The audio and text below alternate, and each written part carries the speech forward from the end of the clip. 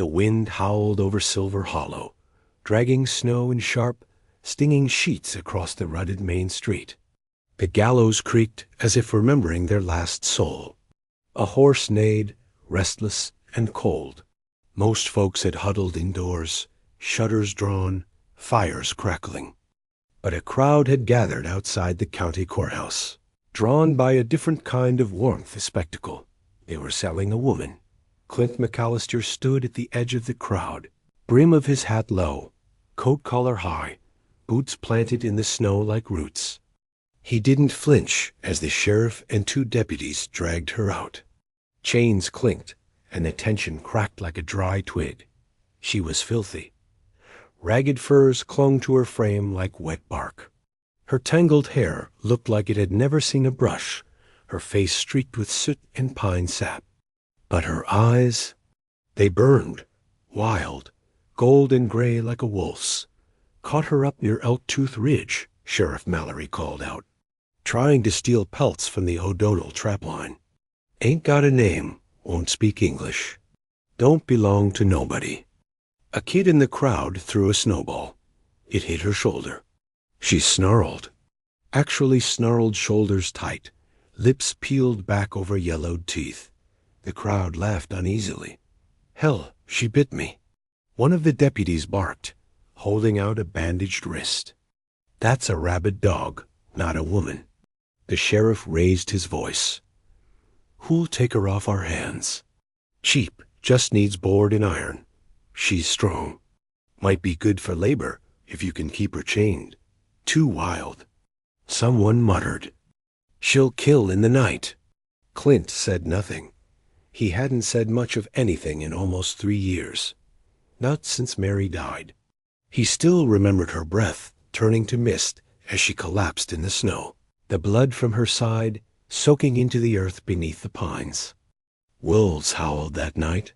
They'd come for her body. He made sure they got his bullets instead. Now his ranch sat quiet up the ridge. Too quiet. Even the wind sounded lonelier there. Last offer before we haul her to the mine gangs. The sheriff snapped. Anyone? She turned her head. For a moment, just a moment, her eyes locked with Clint's. No begging, no fear, just recognition. Something flickered. He stepped forward. $3, he said, his voice like a door creaking open after a long winter. The crowd went still. The sheriff raised an eyebrow. You sure, McAllister? She's not exactly 3, Clint repeated. Sold then. Get her out of town before someone gets hurt. They shoved her toward him. She didn't resist. Just walked, barefoot in the snow, chains rattling. She smelled of smoke, pine needles, and sweat. Clint untied his second horse, Dusty, an old buckskin with a scarred flank, and nodded for her to climb up Dot. She didn't. Instead, she walked past the horse and into the blizzard. Clint stared at her for a beat, then mounted up and followed Dot. It was a hard ride through the white hills. Snow stung his face. The storm howled louder the higher they climbed. But the woman kept moving bare feet, sinking into powder, steps steady, as if she'd always belonged to the storm. She didn't look back once. Clint didn't speak, not until they reached his gate, 2 leaning wooden posts with a rusted cattle brand carved above. M-Bar-C Dot, she stopped, finally. Turned around, looking at the house, the barn, the corral. You live here alone? She asked. Her voice was soft, cracked like dried leaves. She hadn't spoken a word in town. Clint nodded once. She tilted her head. It's quiet, he dismounted. You'll sleep in the barn. She didn't protest. Just walked past him, through the snow, and opened the barn door like she'd done it 1,000 times. Inside, the smell of hay and horse sweat wrapped around them. Clint tossed her a blanket, a chunk of salted beef, and a tin cup of water. Water's clean. Snowmelt, he said. She sat on the hay and tore into the meat like an animal. No shame. He turned to leave, stopped at the door. Snow howled outside like a mourning wife. You got a name? She wiped her mouth with the back of her wrist. Wren? He blinked. Bird? She shrugged. Small, fast, hard to catch. That night, Clint couldn't sleep. He sat by the fire, staring at the shadows dancing along the wooden walls. The wind whistled under the eaves. Every creak made his hand twitch toward the Winchester by the door dot in the silence. A sound reached him. A hum dot low, soft, a lullaby. He stood up slowly. Walked to the window dot. The barn was lit by a single oil lamp. He could see her silhouette swaying. Humming dot. He froze. The tune was exact. Note for note, Mary's lullaby. The one she used to sing before bed. The one she whispered to him the night she died. The melody no one else should know. He stepped outside, boots crunching snow. The wind cut like knives, but he didn't feel it. Walked to the barn. Opened the door. Wren was sitting cross-legged in the straw, back to him. Still humming. He cleared his throat. She stopped. Where'd you learn that song? She didn't turn around. She sang it to me, long ago, before the fire. Clint's breath caught. What fire? No answer. He walked closer. Saw something glinting around her neck. A chain. A small locket. His wife's locket, the one they never found. After she died, he reached for it. Wren flinched. He backed off. I buried her myself, Clint said quietly. 3 winters ago. Right by the creek. I know, Wren said, voice barely above a whisper. I was there. He didn't move. I was hiding, she continued. Hungry, cold, I stole bread from her. She caught me. Didn't scream, didn't shoot, just wrapped me in her coat. Gave me that song. She touched the locket gently. I tried to help her when they came, she said. But I was small. Couldn't stop them. Clint's throat burned. He felt the old rage rise again, a helpless fury of a man who'd come home too late. She said your name before she died, Wren whispered. Said you'd come back, that I should wait. Clint swallowed hard. You stayed in these mountains all this time? I became part of them, she said. But I remembered her. Her voice, her eyes, and the way she said your name. The next morning, Clint dug out the snow-covered trail toward the barn.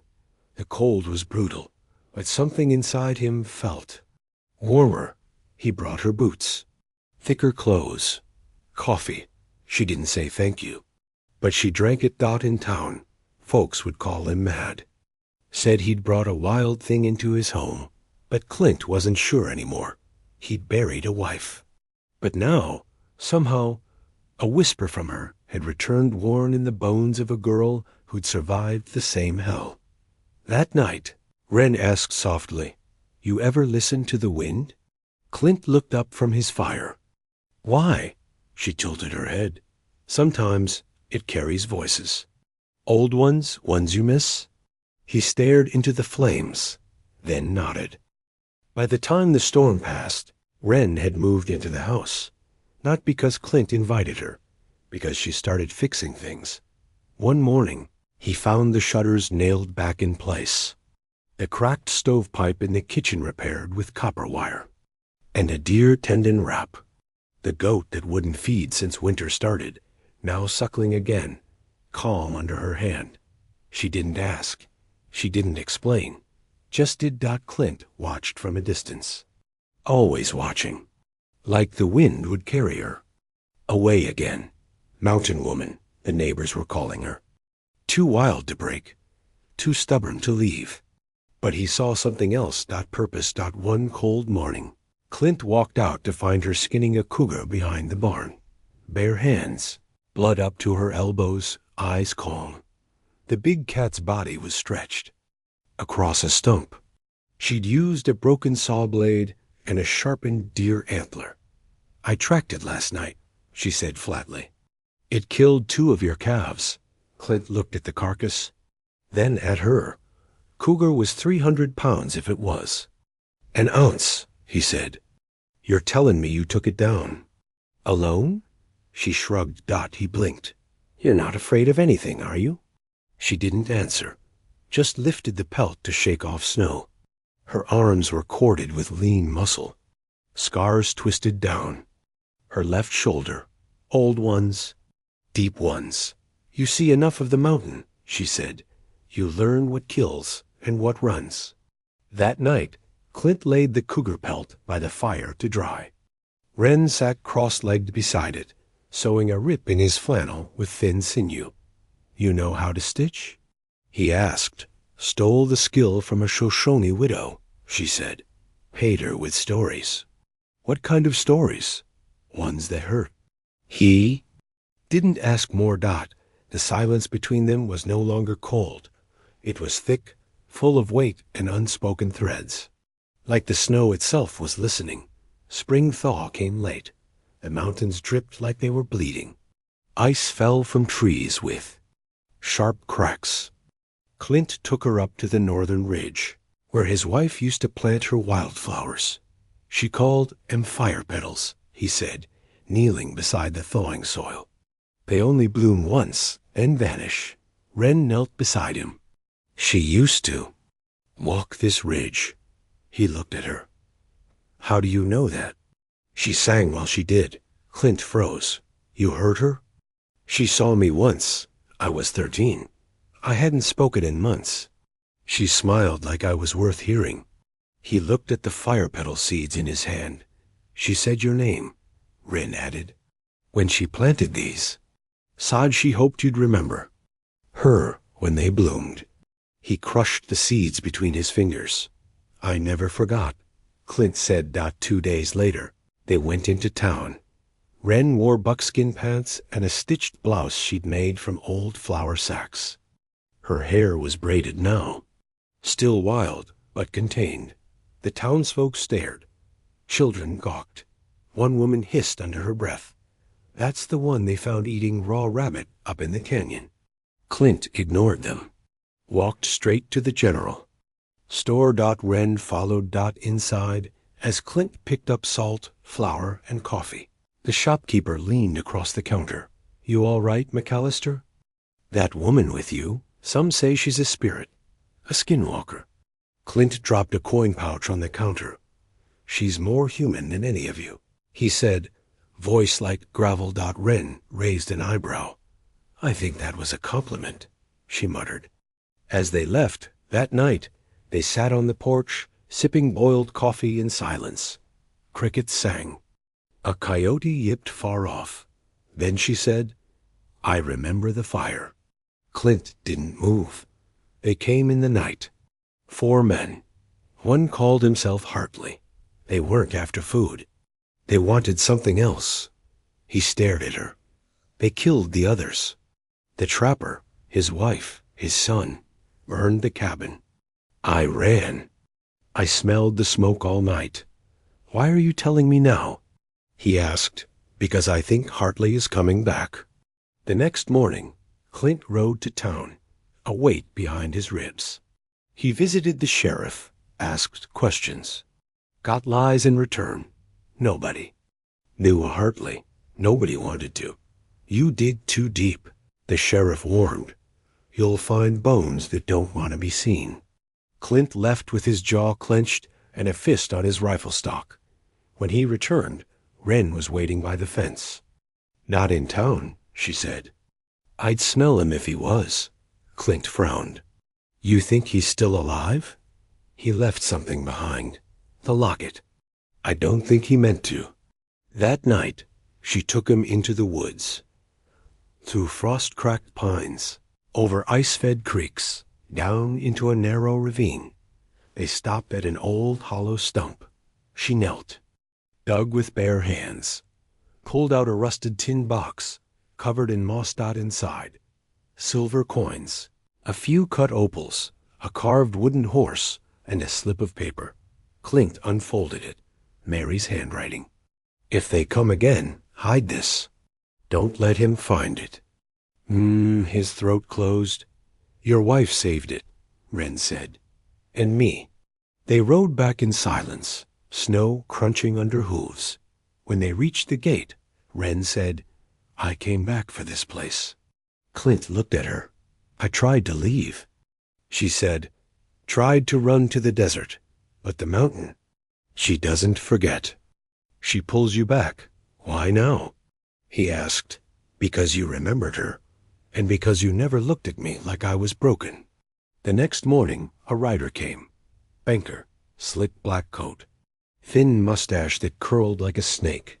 He dismounted, like he owned the land. Mr. McAllister, he said smoothly, you've defaulted on your loan. This ranch is no longer yours. Clint narrowed his eyes.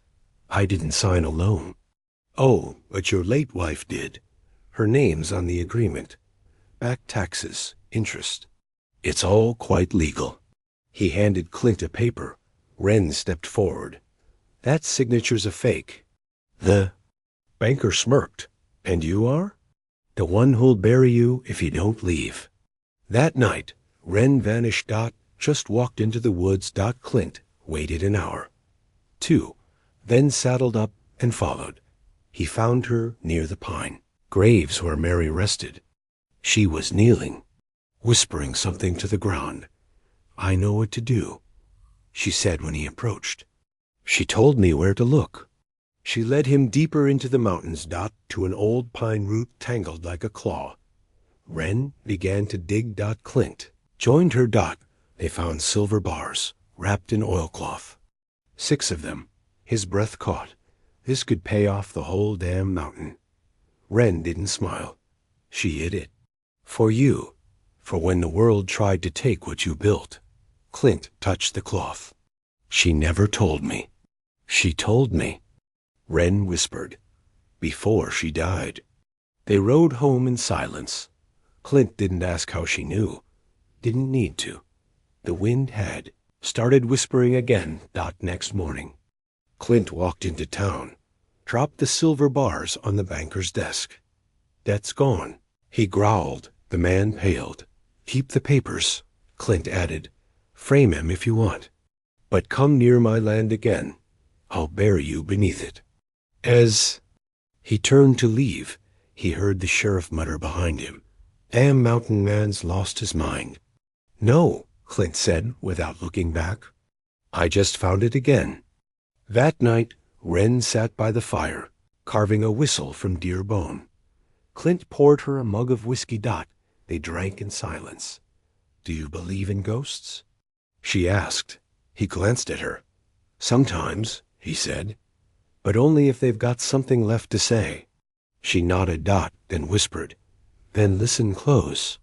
She leaned forward, brushed her fingers against his wrist, and whispered a phrase that only Mary ever said. When the snow falls silent, listen. The mountain speaks in echoes. Clint's chest went still. His hand trembled. That voice, those exact words. He looked at her, not the scars, not the dirt, not the roughness. He saw the truth. Somehow, Mary had spoken through her. The sky bled orange the morning they came. Clint saw them from the ridge above the west pasture. 3 riders, moving slow, like they weren't in a hurry to arrive or leave. Dust trailed behind them, hanging low over the hill like smoke. He didn't recognize the horses, but he knew the type. Long coats, long guns, men who smiled with their mouths, but not their eyes. By the time he rode back to the homestead, Wren was already by the barn, loading shells into the Winchester. You saw them, she said without turning. Clint nodded. They'll come slow. Ask questions first. Make you think it's just business. Then they burn what they can't own. By midday, the 3 riders were at the gate. Clint stood on the porch, rifle across his chest. Wren was beside him, calm as still. Water got the one in front, tipped his hat. Late 40s, tall, coat too fine for a rancher. Scar across his chin. Morning, he called. Heard there's new management up here. Clint didn't answer. Name's Hartley, the man said. And I believe you've got something that don't belong to you. Wren's fingers tightened around her knife. Hartley smiled without humor. Don't suppose a fella could come in, warm his hands, talk over land rights like civilized folk? You're not civilized, Clint said. Hartley's eyes darkened. You got silver buried here. Belonged to some trappers. We know. One of the girls they kept ran off. Took something she shouldn't. He looked past Clint straight at Wren Clint. Stepped forward. This ranch is mine. What's buried here is mine. Ride on. Hartley leaned forward, his smile gone. You sure about that? Clint didn't blink. You got one warning. Hartley laughed quietly, then backed his horse away. Son. Sets in 6 hours, he said. I'd think hard before then. He turned his horse. His men followed. Wren exhaled slow. He'll come back with fire. Let him, Clint said. I've lost one woman already. I'm not losing another. They fortified the house in silence, moved feed sacks against the windows, loaded every shell they had. Wren rigged tripwires. Near the tree line with old cowbells and rope by dusk, the wind carried the smell of oil. Then the bells rang. They came from both sides shouting, firing in the dark. Gunfire cracked like thunder across the hills. Bullets punched into the walls, the fence posts, the barn. Clint returned fire from the porch, sharp and steady. Wren was faster. She moved through the smoke like she belonged to it, diving, shooting, stabbing. One man screamed from the hayloft. Before falling, her blade still in his throat. Flames licked the edges of the barn. Go! Clint shouted, but she was already there, kicking in the side door, hauling the mule and calf out by rope. A shot rang out. She flinched, shoulder snapping back. Wren! Clint yelled. She didn't stop, didn't even fall. Inside the house, Clint laid her on the floorboards. Blood pooled under her collarbone. She grunted. It's clean, just a hole. He poured whiskey over it, wrapped her in Mary's old linen. She bit down on leather. Eyes wild but focused. Smoke was rising. Outside. Hartley's voice rang out. You got 5 minutes, McAllister. Give me the girl, and I'll let the house stand. Clint stepped onto the porch. No deals. Hartley raised a torch. Then I'll finish what I started. He tossed it. The roof caught. Wren was up before he could stop her. Bloody shoulder, knife in hand. You need to run, Clint said. She shook her head. This is where I end it. No, it's not. She looked at him. Something cracked between them, like frozen, ground thawing. Then she kissed him. Fast, fierce, not soft. A kiss, like survival. And she ran into the fire. She moved through smoke, like she'd lived in it her whole life. Found Hartley near the water trough. Lighting another torch. She tackled him into the dirt. He screamed. Tried to grab his pistol.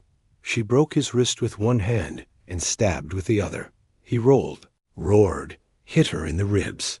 She spit blood in his eyes. He swung wildly, caught her jaw. She fell back. Then Clint was there. Boot on Hartley's chest. Rifle aimed down. You killed my wife, Hartley sneered. She screamed like a rabbit. Clint didn't reply. He pulled the trigger. Silence fell. Smoke hissed in the wet grass. The barn smoldered. The fence was ash. But the house stood. And Wren. Wren was still breathing. Clint carried her inside, laid her gently on Mary's old bed. She winced but didn't speak. He knelt beside her, hand on her dirt-streaked hair. Stay with me, he whispered. I'm not ready to lose you. She opened one eye. You're not that lucky. He laughed once short and sharp, the first laugh in years. He stayed by her all night, watched the fire die. In the stove, listened to her breath. She whispered again as she drifted. Don't go where she went. Stay with me. He brushed her hair back, kissed her brow. I'm right here. In the morning, the mountain was quiet. No gunfire. No smoke.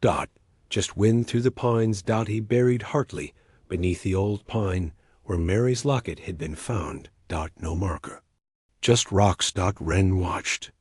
From the porch, shoulder wrapped, face still. Do you feel better? She asked. No. She nodded. Me neither. But they didn't speak more. Some wounds didn't need words. That evening, Clint carved a wooden sign, McAllister Ranch, reclaimed by fire. He posted it at the gate, just above Mary's cattle brand. Then walked back, arms sore, heart heavier than ever, but steadier. Wren was waiting. You're limping, she said. Horse kicked me. You should feed it less whiskey. He smirked. She smiled. Just a little. Later, she knelt beside Mary's grave, placed a stone small, smooth, carved with her own name, W-R-E-N. Hope she doesn't mind the company, she whispered. Clint heard. She'd like you, he said. She already does, Wren said, looking up. I hear her, still. As the sun dropped behind the ridgeline, Clint stood at the edge of the porch, watched the light fade over land that had tried to bury him and failed. Inside, Wren was stitching a new saddle blanket, her hands still bloodstained. The mountain didn't forget, but maybe it forgave. Just a little. Spring came late to the mountains that year. The snows melted slow, dragging winter's bones down into the valleys, soaking the soil around the graves. Clint never visited without his hat in hand. The fire petals bloomed early, a full month ahead of when Mary used to whisper, not yet, wait for the thaw. But the thaw had already come, and it had brought Wren. She healed faster than Clint expected. Her shoulder, stitched and tight, no longer bled when she lifted the feed sacks or drew the well rope up in the morning. But the scar remained a deep curve along her collarbone, like a half-moon. They worked in rhythm now. No words most mornings. Just the sound of boots in dirt, gates swinging open, chickens clucking, and hooves thudding on thawed earth. But the silence wasn't heavy anymore. It held things that didn't need speaking.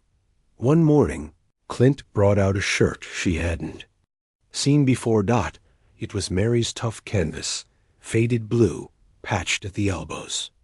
He laid it on the porch rail. Yours if it fits, he said. Wren paused. She reached out, brushing her fingers over the fabric. Then lifted it, sniffed it.